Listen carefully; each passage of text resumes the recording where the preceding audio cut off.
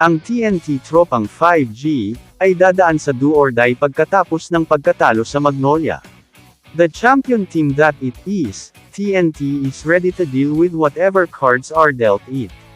Sinabi ni Calvin Oftana na hindi nag-aalala ang Tropang 5G, kung aling koponan ang makakaharap ng prangkisa ng Grand Slam Sikang, pagdating sa playoffs ng PBA Philippine Cup sa susunod na linggo. Ang Tropang 5G, bumagsak sila sa 6-5 slate at maaaring mauwi sa ika-6 o ika-7 na pwesto, depende sa resulta ng laban ng rain or shine laban sa Hinebra sa linggo.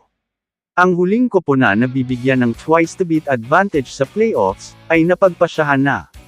Sapat na ang dalawang magkasunod na talo na sinapit ng Magnolia, kaya ngayon, sa pinaka-importanteng laban nila sa elimination, ay sinigurado nilang hindi na sila matatalo. Hindi nagpadala ang mga manok sa matinding pressure na kinakaharap nila, inilibas nila ang kanilang bagsik kontra sa desperado na TNT. Sumandal sila sa kanilang depensa sa fourth quarter, upang sila ay makadistansya. Sakal na sakal ang tropa sa tindi ng kanilang depensa, kung saan ay pinilit nila silang makapag-commit ng 23 turnovers sa laban. Pinatunayan ng veteranong si Rafi Rivas, na lagi siyang nakahanda sa oras na kakailanganin siya, hinirang siya na best player sa laban, dahil sa malakas na impact na kanyang hatid sa kanilang panalo. Pumasok ang Magnolia Hotshots sa quarterfinals na may twice the beat na kalamangan, matapos talunin ng TNT Tropang 5G, sa krusyal na fourth quarter ng PBA Philippine Cup. Ibinalik ni Rafi Rivas ang mga kamay ng oras, sa pamamagitan ng mahahalagang laro para sa Magnolia, na tinulungan ng Hotshots na masungkit ang twice the beat na kalamangan, sa PBA Philippine Cup quarterfinals, sa pamamagitan ng panalo laban sa TNT noong Biyernes ng gabi, sa Ninoy Aquino Stadium.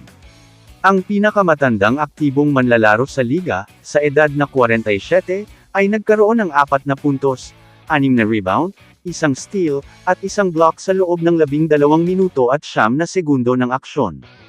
Gumawa ng 16-0 run ang Magnolia, na nagtutulungan sa huling bahagi ng ikatlong quarter, at sa unang bahagi ng ika-4 na quarter.